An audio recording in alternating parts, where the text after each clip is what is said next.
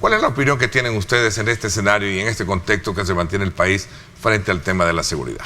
Bueno, mañana es el día que los salvadoreños culturalmente vamos a enflorar a nuestros seres queridos que han partido.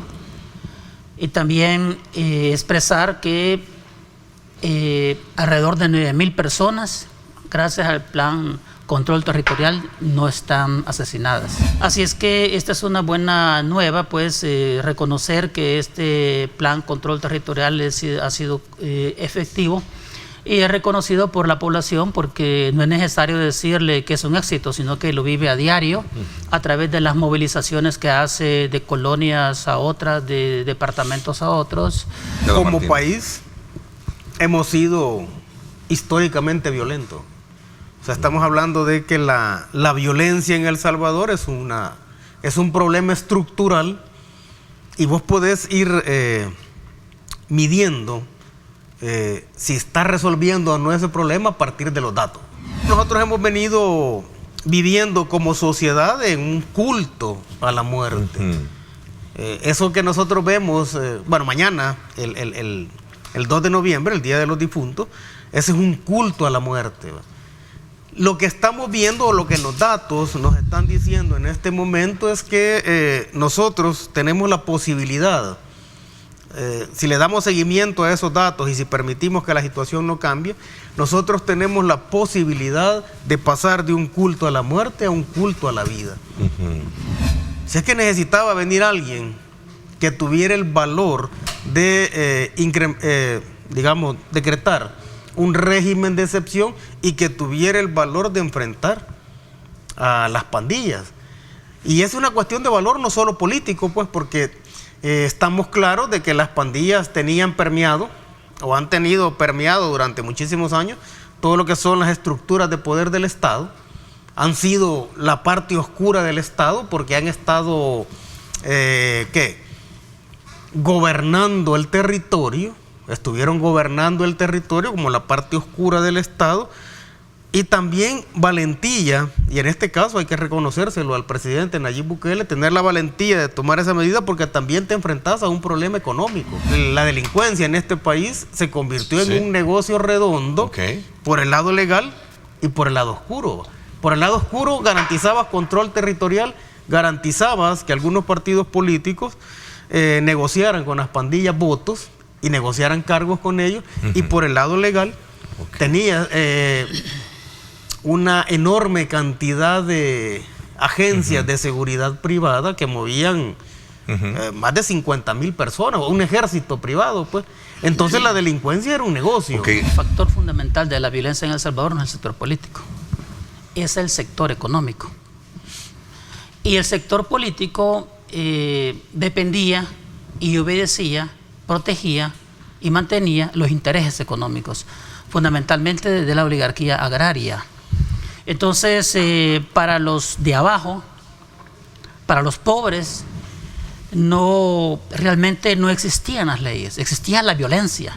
No hubo un poder político que realmente defendiera los intereses del ciudadano salvadoreño, sino que los intereses de una élite económica.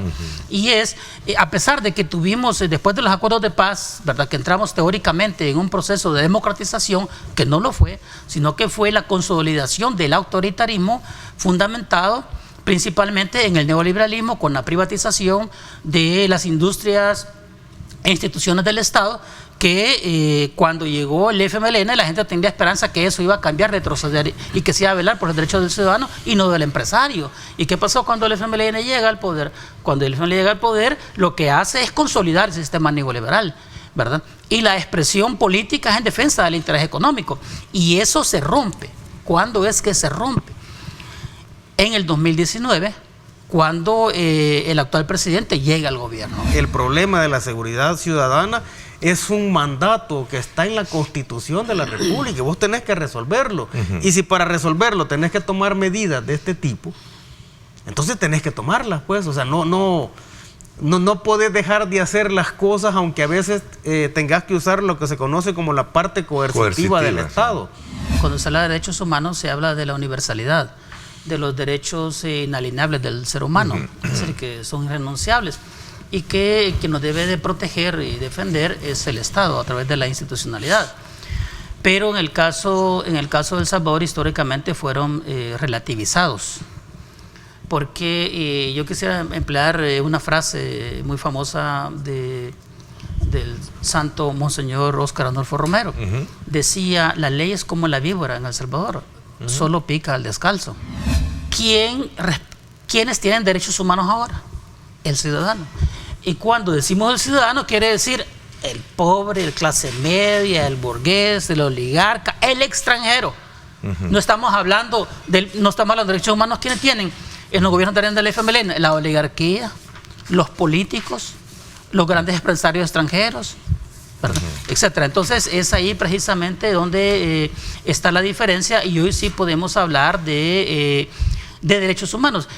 Y tal vez para poner, no que tal vez, sino que seguro estoy de que un ejemplo es el hecho de que se celebró aquí una reunión iberoamericana de procuradores de derechos humanos, sí, de Ombudsman, ¿verdad? Y entonces sí les abrieron las penitenciarías, ¿verdad? Porque aquí las pequeñas oposición que hay aquí decían que aquí se violan los derechos humanos, y fueron in situ a ver y cuál fue la resolución de ellos. Y estamos hablando de especialistas en derechos humanos, no estamos hablando de neófitos, y ellos dieron fe que se estaban respetando. ¿A dónde se le impedía a las personas movilizarse? ¿Quiénes estaban, digamos, encerrados en sus propias colonias? Los sectores populares. Si es que el problema de ir a rentear una calle no lo mirabas vos en la Escalón o en la San Benito o en esas colonias. El problema lo tenías en los barrios. O sea, es la misma gente, el mismo pobre, ¿verdad? Sometiendo al pobre. Sin embargo, la gente incluso tenía temor de tomar decisiones de este tipo, hasta que hay un antes y un después con la llegada del presidente Nayib Bukele, ¿verdad? Entonces, las personas con ese miedo, tratando de resolver su problema día a día, y por eso, aunque estuviéramos en crisis económicas, cuando le preguntabas a la gente cuál es su problema, te decía, el problema es la seguridad. Todo este dinero que se ha dejado de pagar en calidad de extorsión ha venido a reactivar la economía. ¿Qué quiere decir? Que ha aumentado la producción, que ha aumentado los empleos y que ha mejorado el ingreso fiscal de El Salvador. El sector judicial era cómplice de estos niveles de violencia que vivíamos, ¿no? O sea, ¿qué es lo que se hacía? Se buscaban todos la ruptura, digamos, o los espacios de los tecnicismos jurídicos para dejar en libertad a muchos delincuentes que eran capturados, ¿no? La ley es importante, pero lo más importante como aspecto disuasivo es la certeza de que la ley va a ser aplicada. Entonces, la gente debe tener la certeza de que si comete delito, le van a aplicar la ley, ¿no? Lo que decía Óscar, ¿no? Ponerle paro también a la impunidad. Es realmente doloroso para las personas que fueron víctimas de estos terroristas. Imagínate 24 veces. Imagínate 24 veces. El hombre asesina, viola, sale. El hombre asesina, extorsiona, viola, sale. El hombre extorsiona. Entonces, ¿qué pasa? ¿Verdad?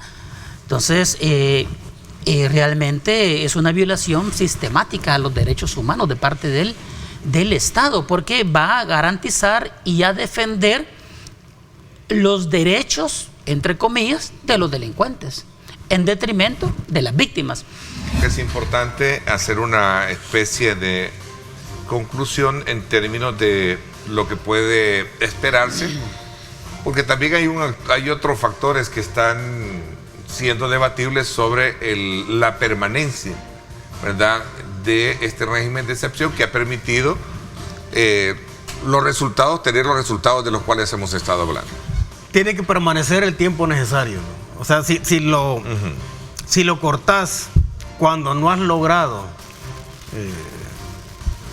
minimizar, digamos, una posible respuesta de la delincuencia, cometeríamos un enorme error, ¿no? Entonces, si hay necesidad de seguirlo prorrogando, hay que seguirlo prorrogando. Hay que tener, así como se tuvo la valentía para decretarlo, en algún momento se va a tener la valentía para decir hasta aquí llegamos. El punto es que no debemos volver a una situación como la que estábamos antes, ¿no? O sea, este país no se lo merece, nuestro pueblo no se merece vivir sometido por la delincuencia, ¿no? Que han habido aspectos elementales muy positivos en la consecución y la solución de problemas como por ejemplo el tema de la seguridad y otros que sin duda alguna podemos hablar esta mañana. Sí, contentos, agradecidos, la verdad, por el trabajo que se está haciendo y por la evaluación que el pueblo salvadoreño también nos está dando. En las últimas encuestas aparecían evaluaciones entre el 80 y el 84%, midiendo lo que es la Asamblea Legislativa y también específicamente lo que es la bancada de Nuevas Ideas, de lo cual nosotros nos sentimos pues muy orgullosos de la respuesta que el pueblo salvadoreño está dando o de la percepción que el pueblo salvadoreño está dando hacia el trabajo que nosotros desde esa nueva Asamblea Legislativa estamos realizando desde el primer día que hemos llegado. Nosotros en este país estábamos acostumbrados a vivir en esa inseguridad en la que estábamos viviendo. Estábamos acostumbrados y para nosotros nos habían hecho sentir que era normal los asesinatos diarios, las extorsiones, las violaciones, todo el tipo de crímenes que se cometían de parte de estos criminales terroristas que tenían a nuestras comunidades prácticamente secuestradas. Pero a partir de las medidas que se ha tomado, de las decisiones que el presidente Bukele inició con el plan control territorial y que pues ahora a partir de marzo de este año que tenemos con el régimen de excepción, las cosas han cambiado y eso es algo que yo creo que nadie puede negar. ¡Qué orgullo! De verdad, ahora como salvadoreños deberíamos de sentirnos. El viernes pasado, para mí, el ver al ministro de Justicia y Seguridad, a Gustavo Villatoro, dando una especie de conferencia en Nueva York. Sí, en la conferencia antipandillas. Exacto, o sea, para ver cómo... Conferencia anual, es una conferencia anual, ¿no? Es una conferencia anual en donde muchísimos participantes de muchos países incluso, en donde El Salvador llega a contar la experiencia que cómo está eliminando a las pandillas. Ahora, desde el plan control territorial estamos hablando de casi 227 días sin homicidio. Tengo ese dato importante acá que resalta desde luego la implementación del régimen de excepción que con mes a mes se está aprobando en la Asamblea Legislativa. Solo con el régimen de excepción son 120 días sin homicidio. Hemos cerrado octubre. Los 31 días de octubre los cerramos con 20 días sin homicidio. Por Dios, hombre. Sí, de verdad que nosotros, eso es algo que debemos de darle gracias a Dios por lo que está sucediendo. Conociendo de muchas instituciones, ONGs o que se dedican, en realidad ellos viven de eso. Eso es lo que a ellos les dan dinero para estar hablando y estar teniendo esas agendas. Pero a ellos nunca los vimos cuando estaban matando a los salvadoreños en las colonias y en las comunidades. Los vemos hasta ahora. Pero lo que ellos no logran entender, Ernesto, es lo que el pueblo salvadoreño sí entiende. Es que los territorios aquí los habían entregado a las pandillas. Los salvadoreños tienen años, Ernesto, de vivir bajo un régimen de excepción. Es una deuda histórica que nuestro país tenía. Los políticos en el pasado pues le tenían miedo a la diáspora, le tenían miedo a los salvadoreños que viven en el exterior. Ellos obviamente tienen mucho que aportar aquí a nuestro país y siempre se les había coartado esa obligatoriedad que nosotros como país teníamos con ellos. Al final nosotros les hemos abierto las puertas hacia la democracia para que participen activamente en la democracia de nuestro país. Ellos son tan salvadoreños como nosotros y a partir de las reformas que nosotros hemos realizado, ya los salvadoreños van a poder votar. Él va a agarrar su teléfono, va a agarrar su computadora, su tablet, va a tener 30 días para poder ejercer su voto. Con antelación. Con antelación. Él se va a meter ahí a la página, ¿verdad? Que esto ya va a ser un trabajo que espero yo que esté ya realizando el Tribunal Supremo Electoral. Se va a inscribir en ese momento, no van a haber prechequeos anteriores ni nada, porque esas eran las trampas que anteriormente les habían puesto a los salvadoreños para que no votaran. Les habían dicho, usted puede votar, pero les daban tantas reglas y requisitos para que no votara. Ahora usted va a votar de una manera fácil. El tema de la garantía que y la transparencia de que el proceso puede ser fidedigno desde el punto de vista de no generar ningún tipo de, digamos, de fraudes, ¿no? Eso es lo que la oposición está intentando ahora. Esa es la agenda de la oposición. Y eso nosotros como salvadoreños y también a nuestros hermanos que están en el exterior deben de ponerle mucha atención. Ya ahora la oposición ha comenzado con esa agendita de que va a haber fraude, de que no va a haber transparencia. Por Dios, si es que a los que más nos interesa que no exista fraude y que exista la total transparencia, es a nosotros, es al presidente de la República, es a nosotros como asamblea, como diputados. Si es que nosotros no necesitamos hacer fraude, con que le ganamos cuando ellos tenían el dominio de todo haciendo fraude.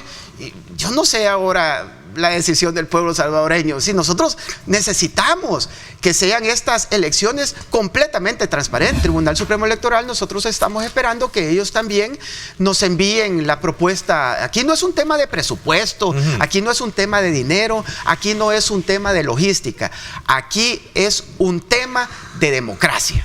Aquí es un tema de que los salvadoreños tengan el derecho de votar.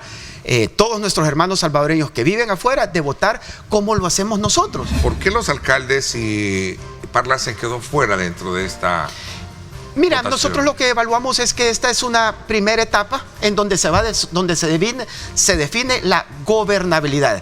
Es que a mí, la verdad que fíjate que este tipo de cosas, a mí la verdad que como salvadoreño sí me gusta. ¿Por qué?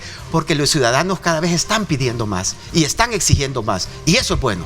Totalmente. Y que ha mantenido una estabilidad de precios en el país. Totalmente, bueno, la verdad es que es una realidad la problemática que se tiene, producto de los conflictos que hay internacionales. Todo eso pues en Europa, el tema del gas, como ahorita se acerca, ya están por entrar al invierno, una época complicada, el gas está elevadísimo, todo ese, venimos arrastrando todavía los temas complicados que nos dejó la pandemia en materia de economía, pero aún así pues nosotros estamos tomando las medidas pertinentes, el gobierno las está tomando, el presidente de la República, el gabinete de seguridad en su área, el gabinete de economía también en su área, educación en su área, salud en su área, y todos trabajando de una manera coordinada. Nosotros los salvadoreños, por las medidas que se han tomado, hemos mantenido los precios de la gasolina. Entonces el salvadoreño común y corriente, nosotros llegamos a la gasolinera, echamos 2 galones, 5 galones y pagamos el precio que se ha mantenido. Pero es el gobierno el que está subsidiando eso. Y me daba risa cuando la oposición dice, pero es que ese subsidio que ustedes están diciendo que eso sale de la bolsa de los salvadoreños porque es del impuesto que todos pagamos. Pues sí, obviamente que es del impuesto que nosotros pagamos. Si la diferencia es que ahora los impuestos están regresando a la gente y antes los impuestos ustedes se los robaban. ¿O cómo se va a presentar nuevas ideas? ¿Cuadros, participación? Nosotros seguimos la ley obliga a los partidos políticos, a todos, entiendo, a realizar elecciones primarias, ¿verdad? Correcto. Mira, nosotros seguimos igual. Nuevas Ideas se creó para ser un partido abierto, para ser un partido que sume, que multiplique. Eso es lo que nosotros hemos venido haciendo, eso es lo que seguiremos haciendo. Nuestras expectativas son grandes, estamos contentos, la aceptación de la gente para el trabajo que se está haciendo, pues obviamente es muy buena. ¿Cuál es su postura sobre la reelección del presidente? Mira, mi postura yo creo de que es... Y sobre todo el panorama en que se ha generado esta discusión. Mi postura creo de que el pueblo salvadoreño se lo imaginará y es obvia, pues, pero más que mi postura... lo que habría que analizar es la postura del pueblo salvadoreño ante el tema de la reelección. Y es el pueblo salvadoreño el que está pidiendo una reelección. Y lo está haciendo pues por el trabajo que se está realizando. ¿Han logrado empatibilizar o lidiar con algunas diferencias que se tenían con el partido Gana? ¿Cómo se veía?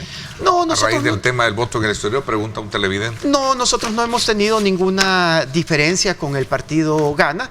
Es un tema de opiniones. En este país país todos tenemos derecho de opinar. Probablemente en un punto tú y yo no vamos a estar de acuerdo, pero esa es la democracia, esa es la libertad. Tú vas a decir sí, yo voy a decir no, yo voy a decir no, tú vas a decir sí, pero eso es lo que tenemos que discutir, pues, y eso es lo que nosotros tenemos que arreglar.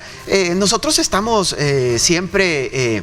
abiertos, y aquí no es un tema de que yo voy a decir algo y tú vas a decir amén. Esos señalamientos de ocultamiento de información sobre contrataciones de asesores, ¿qué respuesta hay para estos sectores? Es que mira, los que dicen eso son los mismos de siempre, pero nosotros no tenemos ningún ocultamiento. De hecho, yo en mis redes sociales también lo aclaré, y ahí el tema de asesores y todo eso, si ahí está, o sea, ahí está abierto, pues.